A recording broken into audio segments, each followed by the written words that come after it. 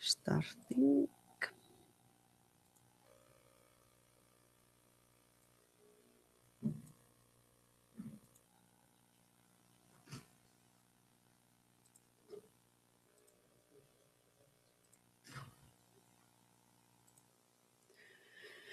Jæja. Bara góðan daginn og takk fyrir að mæta, þrátt fyrir veður. Hérna, bara rétt að fara yfir, sem sagt á morgun sem sagt dæmatími og þar það að fara að gera þetta klassdiagram. Einhverjir kannski búnir með það, en hérna bara hnykkja því sem ég sagði síðast að hérna endilega ekki vera að nýta ykkur að Visual Studio og sum tól geta bara generata þessi klassdiagram, heldur hérna reynið að nota tækifærið og skoða kóðan sem þið fáið og reyna að búa til úr honum klassdiagram eða klassarit vegna þess að þið læri bara alveg rosalega mikið á því. Þannig að þetta er alveg svakalega góð æfing að reyna að pæla. Og það kom spurning á Facebook hvort það mætti vera, ég hefði eitthvað gleymt að setja að það mætti skila saman fleiri en einn og það eitthvað bara ekki alveg saman, það sem ég hefði sagt einhvers staðar, hvort það mætti vera 2 til 3 eða 2 til 5. Það megi alveg vera 5 með þetta dæmatímaverkefni, þetta eitt af þessum verkefnum sem ég legg eiginlega bara áherslu á, það gott að ræða þetta. Þú veist, lærið það hvort öðru, pælið í hvernig klassið þeir lít út, því það mjög gott. Þannig að ekkert vandamál þeir megi vera nokkuð saman, alltaf 5 með þetta dæmatímaverkefni. Svo þá næsta miðvikudag, þann 4. mars, og bara hnykkja þessu strax, þá ætla ég að því sem að heimasitið, sem talað þá við núna, yfirleitt þið sem eru hérna nú alltaf hérna, það bara flott mál, en hérna þið sem heimasitið yfirleitt að endilega mæta næsta miðvikudag, því þá kemur gestafyrirlesari til Snæbjörn Konráðsson.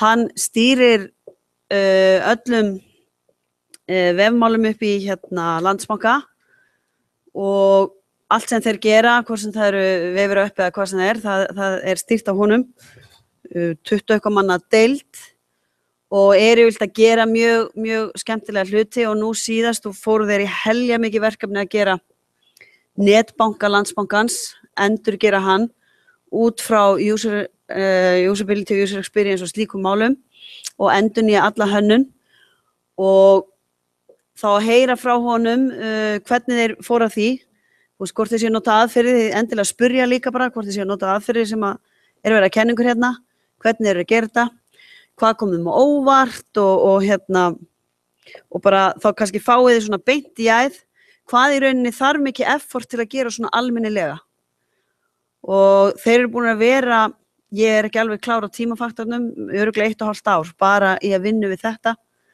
og þar að fór stór tími framan af margir mánuður bara í það sem við erum að læra í þessum kúrs í að greina betur, hanna, gera prófanir skoða hvað var gott og hvað var vont í þessum gamla, hverju ætlar að halda, hverju ætlar að henda, hverju ætlar að breyta og svo kannski eitt líka svolítið mikið mál yfirleitt að breyta.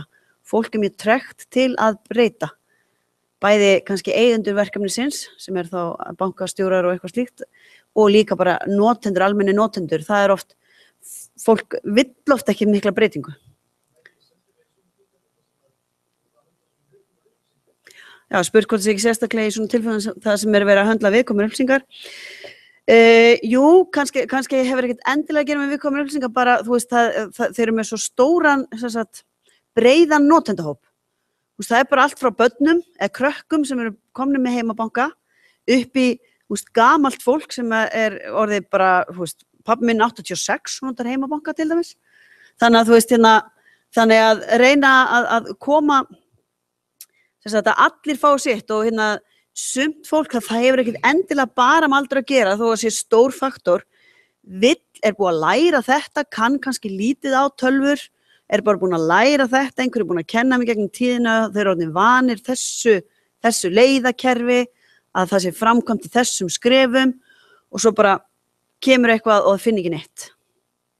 Þannig að það þetta sem líka erfitt og hvernig þá fara að því að reyna að fá fólk til að hérna, vera sátt við að sé verið að breyta. Ég var oft tekið held í hérna í þessum tíma mitt að hérna þegar Word kom með ribboninn hana og enginn fann printnappin og allt var brjálað allan heim, skilur, það var þvílíkt skrifað. En núna við pælum ekkert í því, við fílum bara að nota Word, ekkert vandamál. Það allavega besta ritvinnsluforriti sem til, fyrir utan einhverja nörda tölunafræðinga sem vilja gera þetta í Notepad. Eða OpenOffice, já. Já. Ég veit ekki, ég veit margar sem hafa reynt að nota OpenOffice og það mjög margir sem gefast upp. Af því að þeir eru vanir Word, vilja hafa fítur sem eru þar og svo líka stundum vandamál með opna á milli.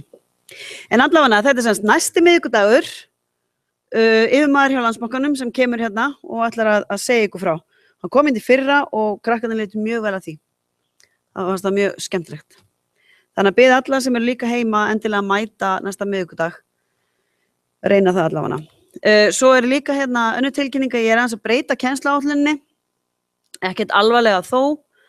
Það í rauninni, ég fer hérna bara aðeins yfir þetta, má sjá hvað hérna.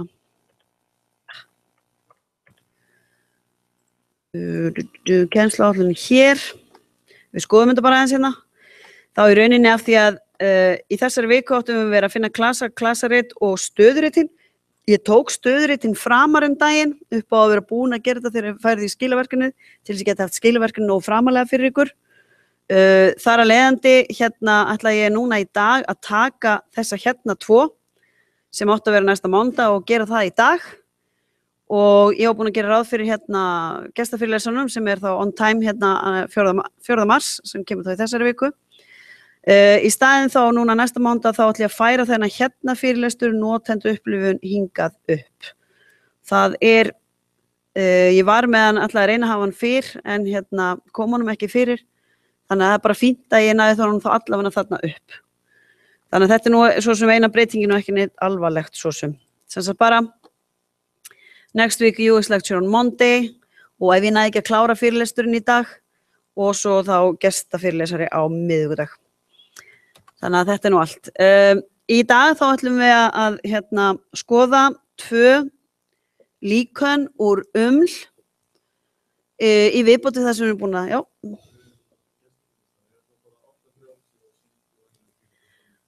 Já, spurt varðandi gestafyrirlestar hvort það sé á sama tíma 8:30 eins og vanlega. Já, það bara á sama tíma og tíminn 8:30 til 9:15 næsta miðvikudag. Já, allavega við ætlum að fara þá í dag í object diagram sem á íslensku þýtt hlutarit og sequence diagram sem á íslensku þýtt runurit. Enn og aftur, við höfum verið að tala svolítið mikið ég hef sjálfsagt farin að endurtaka mig aðeins að þeir eru búin að læra nokkur rit tengd og þetta eru 2 síðustu, við ætlum ekki að fara í öll ritin. Þeir eru búin að læra líka 2 önnur rit sem að tilheyra ekki það að segja flowchart, flæðirit og hérna navigation diagram eða siglingaleiðarit. Þau tilheyra ekki en klasarit og þessi 2 og líka use case og use case diagram, þau tilheyra þessu Þannig þið þurfa að standa svolítið klára því. Og þið munið að eiginlega allt táknunina, að táknunin sé rétt notuð og það sem öllu skiptir að örvar séu notaða rétt og hvort það sé rúnu horn á kössum og hvort það sé brotin lína eða heillína, þetta skiptir allt máli. Og ef þið komið í próf og ég spyr eitthvað að þessum ritum eða ég tekna eitthvað að þessum ritum, þá þurfum við að passa að notationin sé rétt af því það það sem verið að gefa svolítið fyrir í þessum kúrsi, af því honum ætlað að kenna ykkur, eins og ég hef oft sagt, í rauninni bara skilgreiningarnar og táknunina og dótið, þeir eru svo að læra forritunina og hvort hún sé rétt eða röng, svo sem meira í öðrum kúrsum. En byrjum á hlutariti, object diagram. Þegar svona þá þetta yfirleitt hérna, tenging yfir á eitthvað á Wikipedia eða eitthvað svoleiðis. Sem sagt, þetta hlutarit, það sýnir gefur yfirleitt yfir hvaða hlutir eru á lífi á einhverjum ákveðnum tíma, bara akkurat núna í einhverju forriti. Þannig að það aldrei, bæði þessi rit, runurit og object diagram og hlutarit, þau ná aldrei yfir allt kerfið. Aldrei. Það verið að skoða einhvern ákveðin bút innan úr kerfinu. Ok, allir með það á hreinu. Þannig að við erum aldrei að fara að teikna svona fyrir heilt kerfi. Klasarit teiknum við hins vegar kannski fyrir heilt kerfi. En þessi rit, þau eru notuð og þau eru svona tæknilegri, við getum ekki lagt þau fyrir hinn almenna notenda í þarfagreiningaferlinu, mögulega sequence diagram en hefur samt ekkert upp á sig eiginlega, en þannig við erum ekki að leggja þetta fyrir venjulega notendur, við erum að leggja þetta fyrir forrituna teymið, aðra forrituna með okkur, arkitektur að kerfinu sem er að athuga hvort að þetta séu réttar aðferðir sem við erum að nota. Og sérstaklega ég enn og aftur af því að ég er ekki sjálf að forrita þá er ég búin að ganga svolítið og spurja hvaða af þessum ritum séu notuð og svona. Ég talaði við Daniel Brand og hann sagði að þetta object diagram hlutarit sé sjaldan nota í rauninni nema þegar þú þurfir sért að pæla í minnisnotkun svolítið, þú ert að pæla í hvaða hlutir eru akkurat á lífi, hvort þeir séu geymdir á stakknum eða hípinu og þessar pælingar sem þú þurfir koma svona dýpra niður, þá ertu kannski að nota þetta rit, en aftur á móti runurit eða sequence diagram, það er algengra að sjá það notað og oft svona í formi þess að það er einhverja krota upp á töflu og reyna að átta sig á einhverjum flóknum bút inn í kerfinu og skoða hvernig hegðun hluta og samhengi þeirra og ferðalega milli klasa fer fram. Þannig að það er það. En aftur af object diagraminu, sem sagt, nota til að sýna hvaða hlutir eru á lífi. Þetta given point, þetta er svona snapshot, fattiði? Bara núna. At a given point in time during a program lifetime. Venjulega er sem sagt, þetta bara focused on particular functionality sem búin að vera að segja og er ekkert endilega að sýna alla hluti sem eru akkurat þarna tilheyrandi heldur bara þeir að skoða eitthvað afmarka inn á kerfinu og bara áttu ykkur á í þessum bút eru þessir hlutir á lífi núna. Lítur eiginlega alveg eins út á klasaritt en það eru komin eiginlega svona gögnin í þá, við séum það rétt og eftir. Og það sem er líka að þetta klasaritt er náttúrulega bara, sér hvað klasi ég á spurningu út sjálf?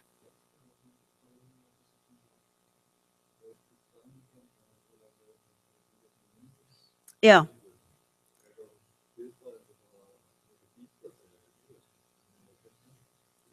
Það er spurning út í sal hvort að Daniel Brendur hafa talað um að þetta sé notað til að skoða minni og eitthvað svo hvort það sé svona svipað og debug.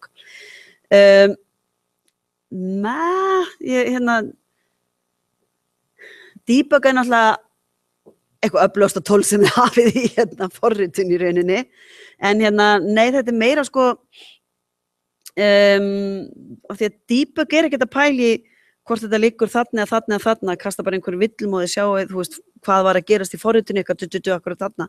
Þetta er meira þegar að taka þetta eitthvað út fyrir og svona að hugsa ok, nú er þetta og þetta og þetta þú veist, ekkert í debug myndi segja ok, núna er í gangi þetta objekt og þetta objekt. Ég held ekki að debugi myndi gefa ykkur það skýrslu nákvæmlega.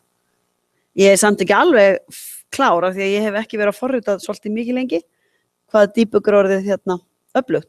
En ég held allavega að það er yfirleitt að kasta bara villum og sýningu hvað er.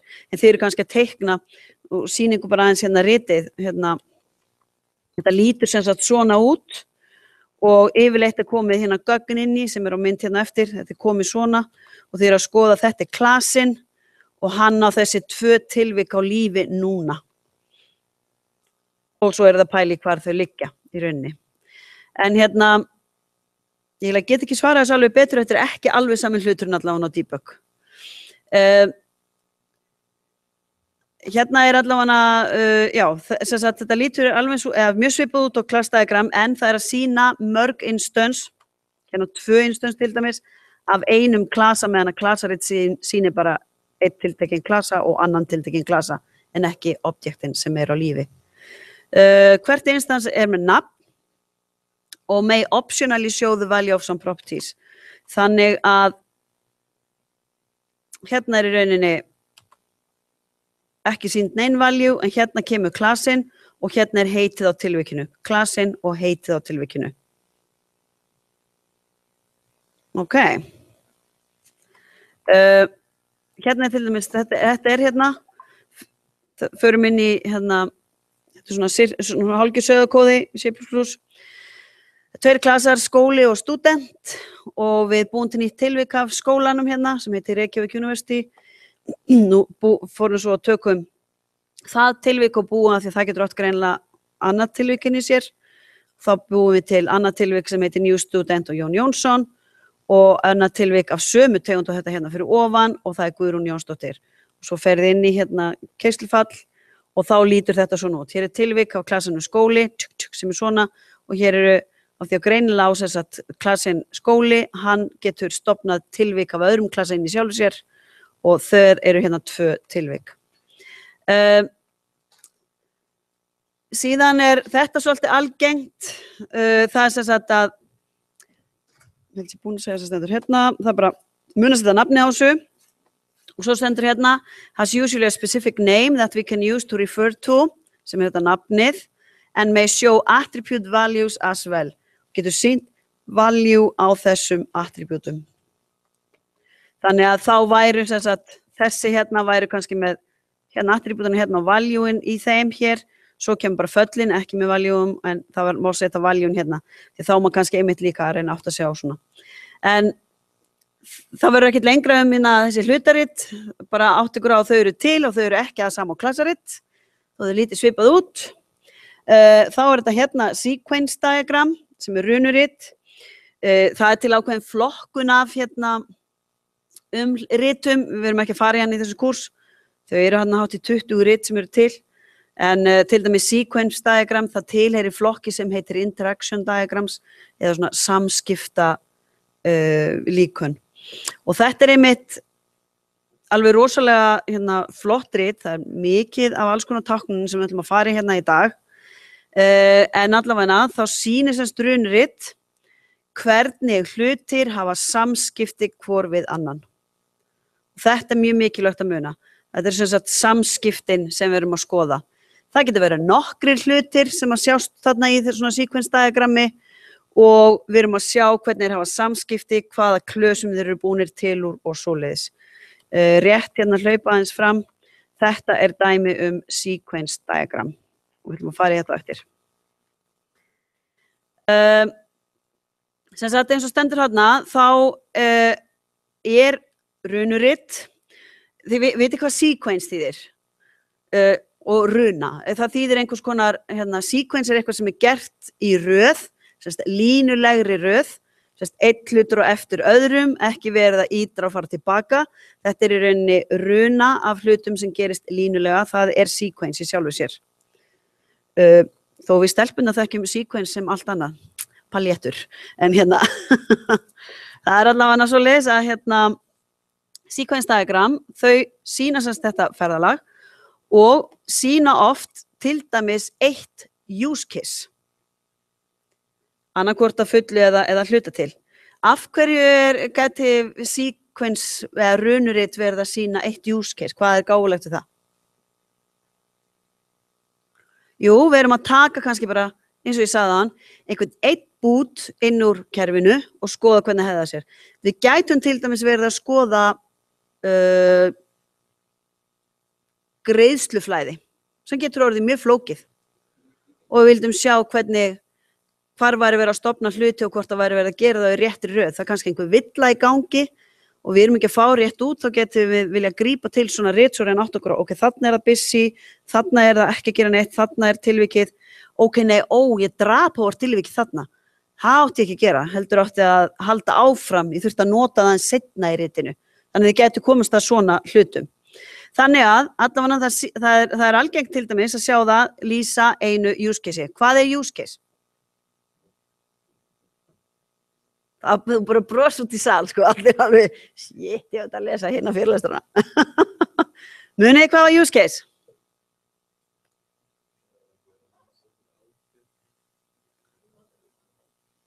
Það notandatilvik, og lýsa einhverju aðgerðarans meira það. Það notandatilvik íslenska þýðingin að því. En hvað notandatilvik? Hvernig var því lýst? Tilheyrir það eða tilheyrir einhverju öðru? Það það eitt af hlutunum. Hvað var merkilegt til dæmis í umlinu og sérstakt við notandatilvik? Hver munurinn á notandatilviki og notandatilvika líkani? Use case og use case diagram. Búin að koma ykkur eitthvað á sporið?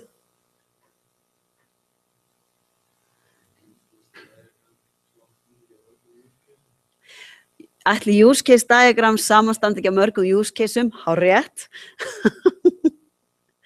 En muniði, use case var eina riti sem ekki lýst með teikningu heldur í orðum, munið á svona tabla, þeir eru búin að gera þetta núna í einhverju skilaverkefninu, það var svona tabla sem átti að segja númer á tilvíkinu, basic flow, alternative flow, hver var author, precondition, postcondition, munið eftir þessu.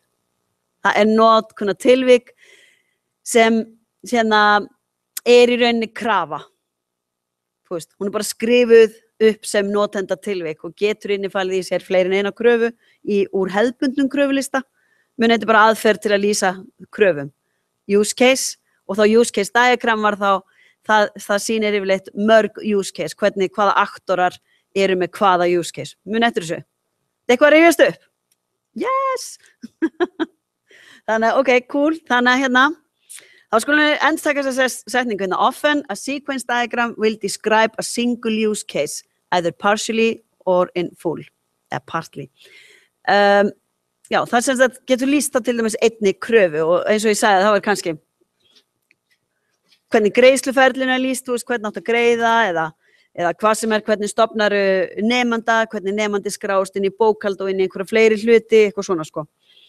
Þar að leiðandi eru þessi sequence diagram eru að í rauninni eru svona einhver tenging á milli klasarita og use case-a. Is connecting class diagrams with use cases. Þú veist að sjá hvernig það gengur. Og hérna sem ég sagði áðan class diagrams are classified as interaction diagrams eða samskiptarit. Til dæmis önnur típa af þessum sem heitir collaboration diagram en við erum ekki að fara við það í þessum kursi. Þetta ekki alveg nóg af ritum sem þið eru að fá beint í æð.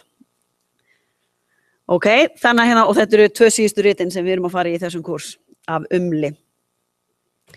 En það sem þurfa að taka af þessari glæru er how and displays how objects interact with each other og að þau lýsi stundum einhverju einni kröfu eða einhverju single use case.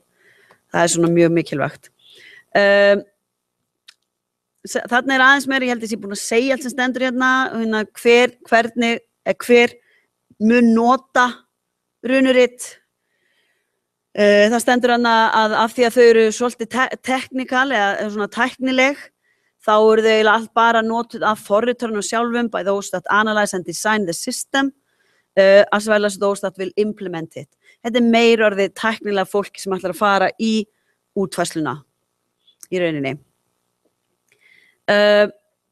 Þetta líka, og þetta kannski til hvers við erum að gera yfirleitt öll þessi rit, þá eru þau written to test upfront how individual behaviors would be implemented without having to write the code itself. Eru sem sagt skrifuð til þess að prófa áður en við förum að kóða hvort að einhver sértæk hegðun muni ganga upp í kóðunum okkar. Og það að vera búin að hugsa út, hafið þið ekki lært að gera sauðakóða, til dæmis. Það er rosalega öflug leið líka. Þetta snýst allt það að hugsa áður en við förum að framkvæmum forritunina. Allt þetta sem við erum að gera er það líka í rauninni. Bara ekki að ana af stað út í forritun og það verður aldrei oft sagt við verðandi tölvunarfræðinga. Það er bara þannig. Það er alveg rosalega óþolandi að lenda í því að fólk kemur í vinnurnar og byrjar bara að kóða án þess að pælt hvað er að gera. Það er bara röng vinnubrögð. Það er svo dýrt að breyta kóða. Það er engin vandi þegar þeir eru í litlum kerfum eins og til dæmis verkefni sem eru að gera í skólanum sem eru, þú veist, þau eru svona lítil með upphaf og endi. Þegar þeir eru að fara inn í risastóran hugbúnað, þeir eru með einhverja viðbætur eða eru að laga eitthvað og verða að hugsa. Veist, þetta getur haft svo mikil áhrif út allt í forritinu. Það verður að undibúa áður að byrja að kóða. Sequence diagram sýna 2 eða fleiri hluti, 2 fleiri objekta og líflínu sérhvers hlutar inn í kerfinu og hvernig skilaboðum er komið á milli þeirra. That is when operations or methods are called, and when og svo vantar eitthvað. Ok, það sýnir semst bara þetta í rauninni. Það sýnir hluti, hvenær þeir eru á lífi, hvenær þeir eru busy, hvenær þeir deyja, hvenær þeir eru vakna, hvenær þeir sem sagt, eru instansitaðir, muni hvað það var, menn þegar þeir eru búnir til, það sýnir hvaða föll er verið að nota, hvaða fall gerir í hvaða kallar, það kall í annan klassa eða það kall í sama klassa og fleira sem þið sjáu þarna. Og hérna líka eitt mikilvægt að runurit eru lesin eins og bók frá sem sagt, vinstra horni uppi niður í hægra horn. Og það þýðir að öfugt við til dæmis hlutarit sem eru snapshot af einhver ákveðnu ástandi, bara svona, þá hafa innifela runurit í sér einhver tímafaktor.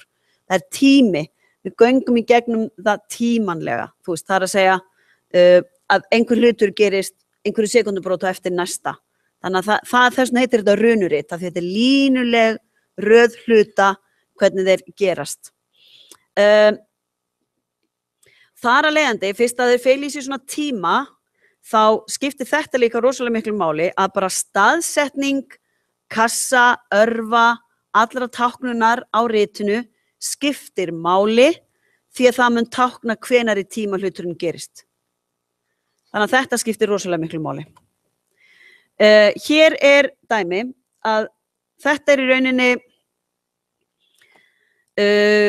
svona teiknum við, þetta eru bútar innan úr sequence diagrammi, hérna við notum svona kassa til að tákna tilvikið, það er instansið, tvípunktur, nafnið af klassinu sem instans var búið til úr, hérna er another instance og nafnið another class name, hérna dundum, klassarnir, þetta er þá instansi hérna, það á sér líflínu sem er táknuð sem brotin lína, líflínu hérna niður, sikkur megin, síðan eru samskiptin á milli þessara tveggja hluta, þau eru táknuð með línu, beinni línu, óbrotinni, lokaru hérna endan og síðan er þá aðgerðin og hérna skilabóðið sem er inn í henni er táknað hérna fyrir neðan línuna.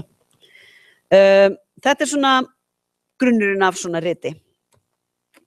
Ég er með fullt af glærum til að útskýra sérhvert hérna, örugglega mun ekki ná að klára það í dag, en mun taka það upp á mánudaginn. Mér langar hins vegar að bara byrja á því að fara yfir þessa mynd. Þetta er mynd sem að ég á úr gömlu námsefni hjá sjálfur mér þegar síðan ég var í mastersnáminu.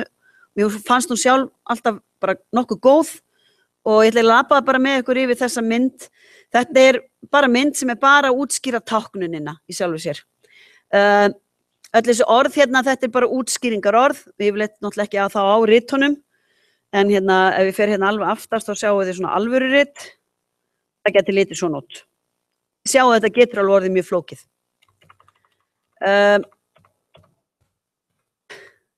Margar glærur hérna. Förum þá hingað og skoðum táknunina, skoðum hvað er að gerast og til hvers þetta allt er nú gert og allt svoleiðis. Við erum með tól eins og Visual Paradigm, ég ætla aðeins að fara hérna, sem að getur gert svona rit. Sjáu þið, hérna er búið að taka aktorinn sem var úr, ef við förum hérna, hvað var þetta? Project Browser.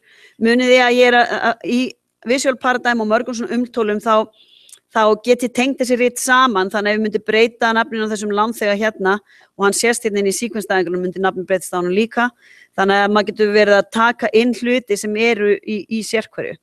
Þannig að ef við förum á þetta hérna einfalda hérna rit hérna, þetta er bara gert með því að henda inn hérna, volið leðilegt hvernig það kemur alltaf hérna inn á. Henda inn hérna bara, þú veist, öllu sem til er og þessi táknun hérna, af því ég er búið til sequence diagram, þá er þetta táknunir sem til er bara þessu riti. Og þannig ég er bara búin að vera að henda og ég get verið að færa þetta hérna á milli og eitthvað svona, en staðsetning hlutana í þessu riti skiptir öllu máli. Þannig að þetta er alveg auðvelt að teikna upp í þessu riti. Ef við byrjum bara, við ætlum að taka bara einn hlut fyrir í einu. Hér sjáum við aktorinn og munið þið að aktor í umli getur verið hvað? Það getur verið bæði físískur notandi, manneskja eða kerfi. Það getur verið eitthvað kerfi sem er notandinn og fara í gegnum eitthvað inn í kerfin ykkar. Þannig að hérna, hann getur bæði verið kerfislegur og manneskja, hérna aktorinn hérna. Aktorinn er hérna, á sér hérna þetta hérna strik fyrir neðan, ég útskýri þetta eftir. Svo sjáum við hérna tilvik, eins og við varum að sýna ykkur rétt á hann, þau eru hérna 1, 2, 3, 4. Það hérna C1, C2, C3 og C4. Objekt 1 af klasa 1, objekt 3 af klasa 3, objekt 2 af klasa 2 og þar fram eftir götunum. Þetta hérna, eins og ég segi, þessi mynd að sýningu táknunina. Hérna sjáum við, ef við skoðum hérna objekt 3, hérna, þetta tilvik, þá sjáum við hérna líflínuna, þið sáum það náðan, líflínuna hérna, brotin lína, alla leið hérna niður, eins og allt í einu einhver kassi hérna á henni. Takk eftir þessu. Þetta þýðir að á þessum tímapunkti hluturinn að gera eitthvað, hann busy. Meðan að línan bara brotin, þá hann bara idle, þá hann ekki að gera neitt. Hann til, hann á lífi, en hann ekki að gera neitt. Það ekki fyrir að þið sjáu það kassin myndast, þá hann busy. Og þá sjáu það aktorinn hérna, hann busy, hann á lífi og að gera hérna allt hér í rauninni og hann busy allan annan tíma og nær ég vel niður fyrir hérna, þetta rit, þannig að hann heldur áfram að vera busy þó svo að ritið okkar klárist. Hvernig getur það verið? Akkurat, af því við í sequence diagrammi, það var sagt hérna út í sal, hann hættir í þessu use case, við bara að taka einhvern smá bút innan úr kerfinu og lýsunum. Þannig að það getur vel verið að aktorinn sé ennþá að gera eitthvað, hann bara farin að gera eitthvað annað og við farin út úr þessu use case sem við bara að skoða. Eða þessum bút, það þarf ekki endilega að vera use case, en getur verið use case, en þessum bút sem við að skoða. Þá við komin hérna með líflínu og hluturinn busy. Ok, allir með mér svo far, það ekki? Síðan þá í rauninni sjáu þið hérna að þeir dreift svolítið undarlega þessum hérna hlutum. Það getur því það ekki. Hér sjáum við að hann byrjar hérna aktorinn og hann byrjar eiginlega hér að vera busy, en þetta hérna teiknað ofar. Af hverju geti það verið? Akkurat, þessi tilvik voru til í kerfinu, voru á lífi í kerfinu, áður en við fórum inn í þetta tiltekna use case. Það geti verið að þessi myndin segir að þessi tvö voru sennilega á lífi áður. Hins vegar sjáum við hérna kemur objekt 1 og objekt 2, þeir ekki með neina líflínu hérna, heldur byrja bara strax að vera busy og þeir teiknaðir hér og næsti hérna. Það þessi tímafaktor sem ég að tala um. Við sjáum á þessu riti, strax og við horfum á það, að þessi hérna tvö voru til áður en við fórum inn í þennan bút að skoða, en þessi hérna tvö instantiated innan þessa use case eða þessa boots í kerfinu. Og við sjáum á hvaða tíma, við sjáum að þetta hérna instantiatað undan, þetta aðeins neðar í ritinu og líka lengra því við lesum tíman svona niður, að þá þetta gert fyrst og síðan þetta. En í millitíðinni þá verið að tala við þetta hérna sem var til. Muniði, samskipti milli hluta, milli objekta. Það miklu meira hins vegar á þessum ritum. Þið getið lesið hérna, object created by the operation hérna, að hér þessi aktor, hann kallar með einhverju falli og býr til þetta hérna objekt. Objektið busy og mjög algengt að sjá, hérna þið sjáu það minnka yfirleitt hérna, að þessi hérna objekt, hann rauninni busy og meðan allt þetta hérna sem hérna framkvæmt. Hann að gera eitthvað, hann að bíða, annarkvort hann að senda frá þessu kalli eða bíða eftir svari frá einhverjum kallum. Hann busy, hann upptekinn. Ok? Og ef við sáum hérna, hérna kemur tvö, hérna sendur fork of concurrent control, það þýðir að því við erum að sjá hérna tvær línur út á sama stað, þannig að á sama tímapunkti gerir hann þetta og þetta.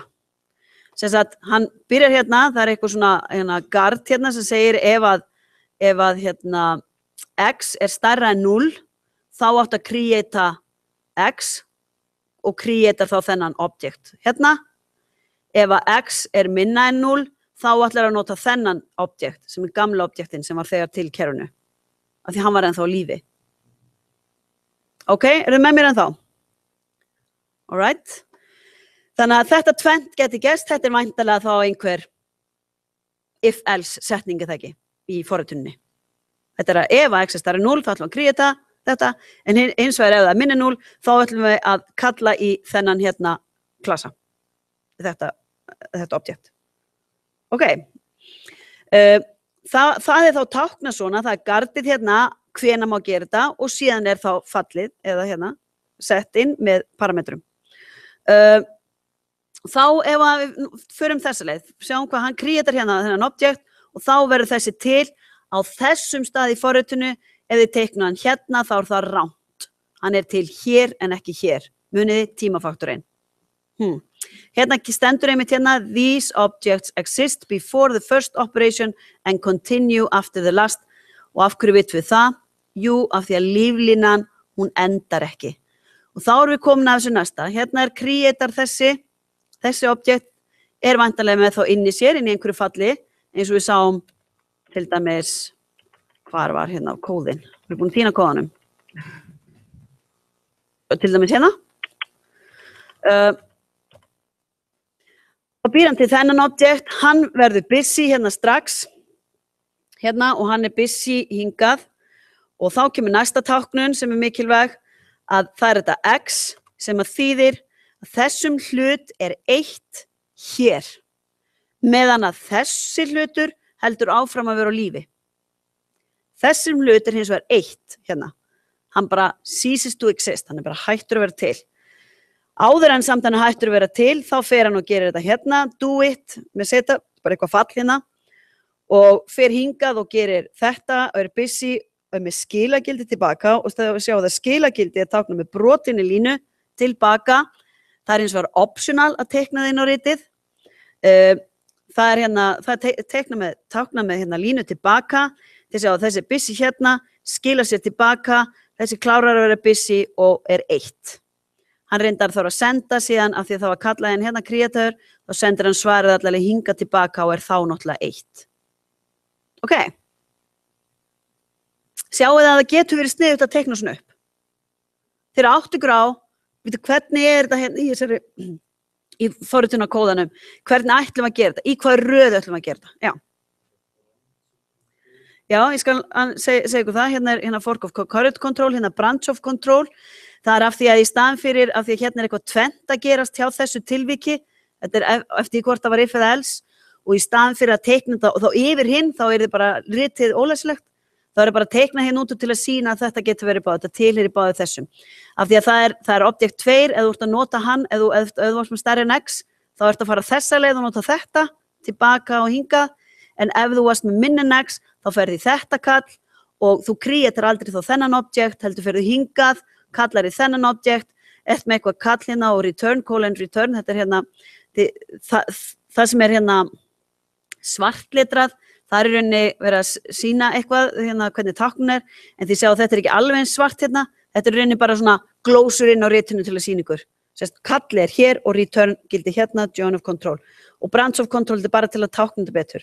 Þannig að ef þið verður minna next þá fyrir hingað og notar þetta, ef þið eru meira next þá fyrir hérna og notar þetta. Og þið sjáu að ef það minna next, þá myndi þetta hérna objekt aldrei vera creatað, aldrei vera instansiatað og þar leita aldrei 1 af því það var aldrei til. Nema að þið farið í minni next. Ok. Þannig að þetta rauninni, allt sem hérna að sína þetta, og þetta branch of control hérna, og hérna join control og ferða hérna aftur inn í og líflínin heldur áfram. Þetta bara til að geta sínt þetta almennilega á ritinu. Held ég sé að vera búið með þessa táknun. Hérna já, stendur the object destroys itself at this point and returns to the caller. Þú veist, sá sem kallaði í þann og fer aftur hingað og lifeline ends. Það eitt hérna eftir, það þetta hérna recursive. Þetta recursive kall, getur verið bæði það, getur líka verið að það bara verið að kalli annað kall inn í sama klasa og þá að tekna ofan á hvort annað. En þetta eins og stendur hérna, sequence diagram notation, þetta svona sýnir ykkur notationina hérna. Þessi hérna, nú hann búin að gera allt þetta hérna, búin að fara hingað, fara tilbaka og þá object 1, hann búin að vera busy allan tíman meðan var verið að gera allt þetta hérna, hann búin síðan að framkoma þetta, og síðan sendir hann hérna bara kallið tilbaka, returnar hérna og eyðir þessu objekti. Og það sem sagt. Þannig að út úr þessu, þá sjáum við það í þessu tiltekna bút úr kerfinu, ef þetta hafi verið use case, þá þessu tiltekna use case úr kerfinu, þá eru creataðir 2 hlutir og þeim báðum destroyað áður en þú ferð út úr þessu use case. Það notar hins vegar mögulega, því það var hann if else líka, það nota mögulega 2 aðra hluti sem voru á lífi áður en þú komst inn í use case og þessi tveir hlutir verða áfram á lífi þegar þetta use case búið. Þannig að við sjáum þá að það eru þessi tvö hérna sem eru þá hvergi til annars staðar í kerfinu nema inn í þessum tiltekna bút. Af því þau eyðast á hann og ferð út úr í. Ok, þetta lítur svona út. Hérna, þetta er eiginlega nánari útskýringar svolítið á öllu.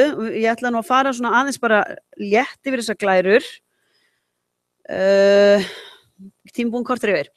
Stundum hérna stendur hana the actor that initiates the operation is displayed at the far and left of the diagram og það er það sem er táknað hérna sko.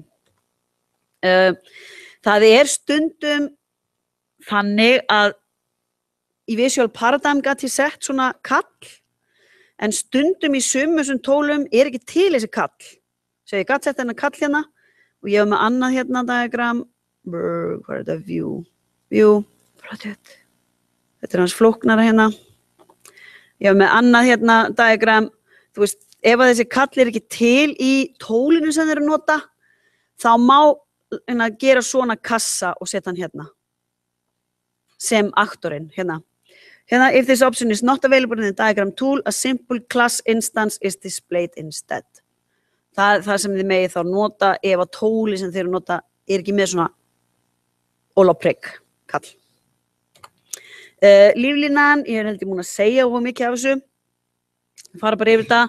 Líflínan sýnir hversu lengi hluturinn er á lífi og líflínan startar alltaf fyrir neðan hérna og getur farið alla leiðina niður eða þá að henni er 1. Það fer náttúrulega eftir það sem ég var að segja áðan, hvort að hérna hlutunum er 1 eða ekki, hvort hann heldur bara áfram að vera á lífi.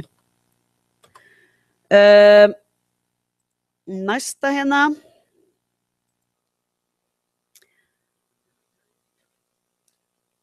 Við erum líka búin að tala svolítið þetta, að hér var tilvikið, hér er líflínan og stendur hérna inactive, hann er bara í idle eða hlutlausum gír, er ekki að gera neitt, waiting for a message, hann er að bíða eftir einhverju skilabóðum.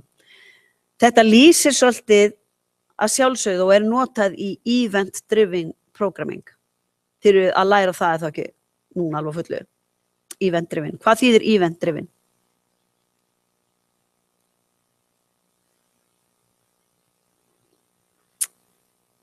Það þýðir að það eru alls konar stýringar sem förum bara í Visual Studio og þið hendi inn einhverju stýringu til dæmis button og hann gerir ekki neitt fyrir en að eitthvað gerist og það er eventurinn. Til dæmis einhver ítir að doppelklikkar á, þá smellur upp aðgerð sem heitir doppelklikk og þið ákveðið hvað á að gerast við doppelklikkið. Það er eventur. Okay? Þannig að þið sjáu að þetta er svona event-driven programming og það þýðir hérna inactive, hann er að bíða eftir message, það er ekki fyrir einhver eventur er settur á stað sem að verður busy. Hérna active, doing something and or waiting for a reply frá öðru sem hann instansið það að gerast sem er þá hérna eins og þessi hérna, hann sendir hérna og hann er þá busy með hann að bíða eftir að fá svarið tilbaka. Og þegar hann er búinn þá er hann inactive again, waiting for another message. Held að þá sé ég komin yfir allt þetta sem stendur hérna. Inactive is simply waiting for someone to ask them to do something. When an object is active state, it is represented with a rectangle on top of the lifeline.